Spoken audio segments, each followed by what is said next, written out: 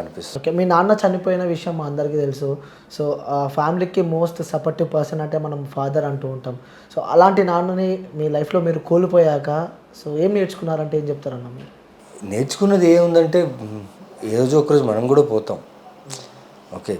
కానీ ప్రతి మనిషికి ఒక వాల్యూ ఉంటుంది, ఒక ఇంపార్టెన్స్ ఉంటుంది, ఒక ప్రయారిటీ ఉంటుంది. యెస్. ఏం నేర్చుకున్నామంటే life is always teaching you something or new every day. అది మనలో ఉంటుంది. మనం దాన్ని గ్రహించామనుకోండి, మనం కాన్షియస్గా దాన్ని ఇప్పుడు సపోజ్ నేను మీతో ఒక విషయంలో రాంగ్గా మాట్లాడేశాను. ఆ మాట్లాడిన తర్వాత ఆ విషయం మర్చిపోయి నా డైలీ లైఫ్లో ఉన్నాను అనుకో, అది వేరే. కానీ మాట్లాడిన తర్వాత ఒక 10-15 మినిట్స్ అయ్యో ఎక్కడో ఒకటి ఉంటుంది కదా, అది తప్పుగా మాట్లాడేసానేమో, shouldn't have talk to him that way. That is the correction you should have in life. అంటే అది చేసిన తప్పైనా మనం కవర్ చేయకూడదు. మనకైనా అట్లీస్ట్ అవతల వ్యక్తికి వెళ్ళి సారీ చెప్పకపోయినా అట్లీస్ట్ మనమైనా రియలైజ్ అవ్వాలి that we have done mistake. I think this should not be, ఇలాంటిది మళ్ళీ చేయకూడదని మనకు మనం అనుకుంటే నిజంగా I think the journey will be very smooth. ఇంకొకటన్నా మేబీ ఇది అడుగుతున్నా నేను. సో, మీ ఇంట్లో ఒక ఫ్రేమ్‌లో మీరు మీ మదర్‌ని ఇలా చేయిపై ఎత్తుకున్న ఫోటో కూడా ఉంటదంట. సో, దాని వెనకాల ఉన్న రీజన్ ఏంటి? ఆ రోజు ఏం జరిగింది? ఏం లేదు, నా బర్త్డే ఆ రోజు, నా పుట్టినరోజు.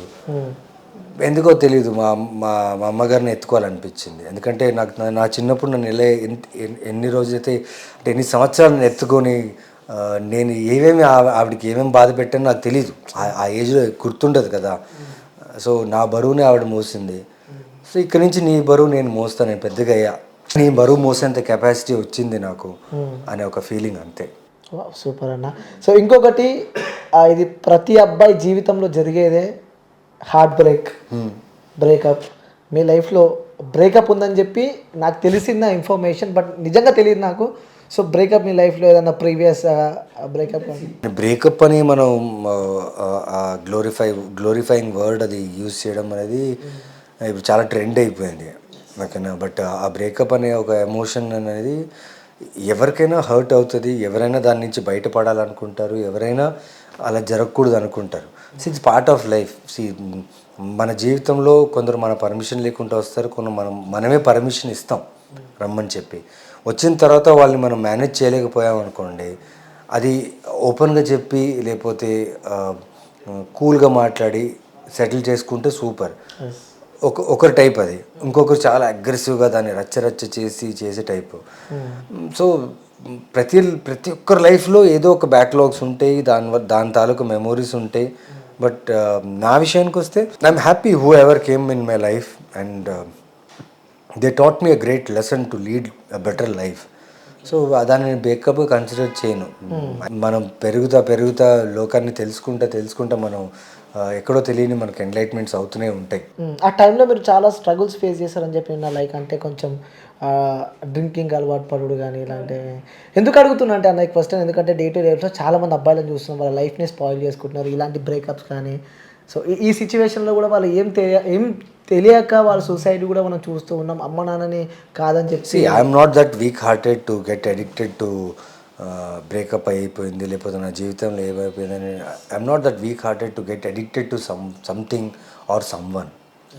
సో నాకు నా లైఫ్ మీద, నా సెల్ఫ్ మీద నాకు చాలా కంట్రోల్ ఉంది.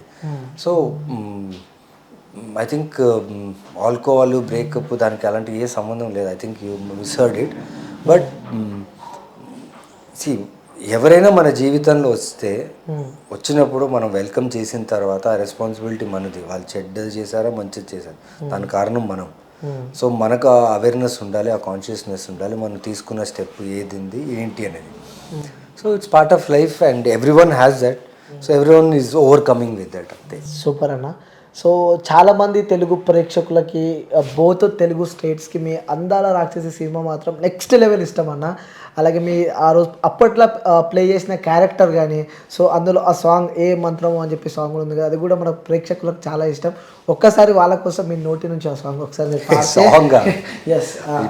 కొంచెం డిఫరెంట్గా పడాలి, మీ నోటి నుంచి వినాలని ఉంది after long years gap. Try చేస్తా, ఎందుకంటే మీరు అందరూ రాక్షసి అడిగారు కాబట్టి నేను పాడగలను. వేరేదేమని అడిగితే నేనేం మాట్లాడలేను, ఎందుకంటే ఆ సినిమా మీద అంతా వర్క్ చేశాను కాబట్టి. ఏ పాట కావాలి మీకు? అందరు రాక్షసి. ఓకే.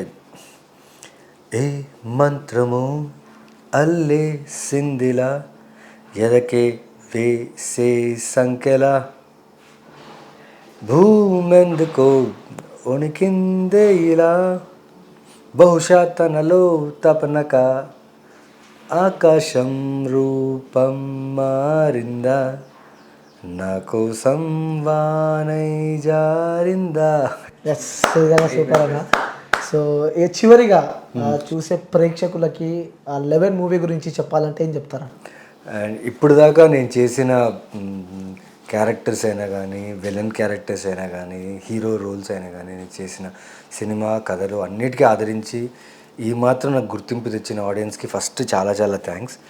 అండ్ మళ్ళీ మీ ముందు ఒక ఒక అరెస్టింగ్ థ్రిల్లర్తో ఒక యూనిక్ కాన్సెప్ట్తో వస్తున్న ఫిలిం 11, అది May 16th రిలీజ్ అవుతుంది. అండ్ మీ బ్లెస్సింగ్స్ ఖచ్చితంగా కావాలి, మీ సపోర్ట్ ఖచ్చితంగా కావాలి. Come and watch my film in theatres on May 16th. షూర్గా డిసప్పాయింట్ చేయను. Thank you. Okay thank you అన్న, థ్యాంక్ యూ సో మచ్.